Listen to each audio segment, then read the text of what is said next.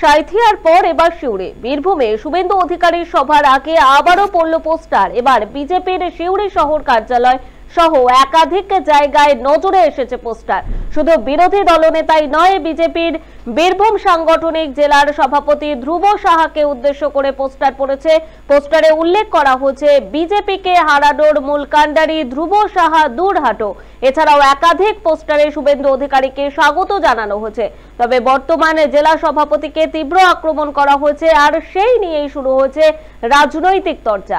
অনেকে বলছেন জেলা বিজেপির অন্দরে যে কোন্দল রয়েছে তা এই ঘটনায় প্রমাণ করছে। উল্লেখ্য, সোমবার দুপুরে বীরভূমের সাঁইথিয়া যাবেন বিরোধী দলনেতা শুভেন্দু অধিকারী। রাজ্য সরকারের দুর্নীতি, সারের কালোবাজারি সহ একাধিক ইস্যুতে বিজেপির কিষাণ মোর্চার প্রতিবাদ সভায় আসার কথা রয়েছে তার। কিন্তু বিরোধী দলনেতায় জেলা পৌঁছানোর আগে পোস্টার নিয়ে শুরু হয়েছে রাজনৈতিক চর্চা।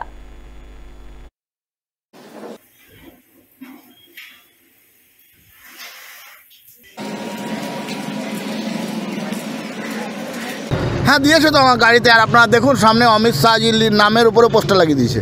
এরা বিজেপির লোক।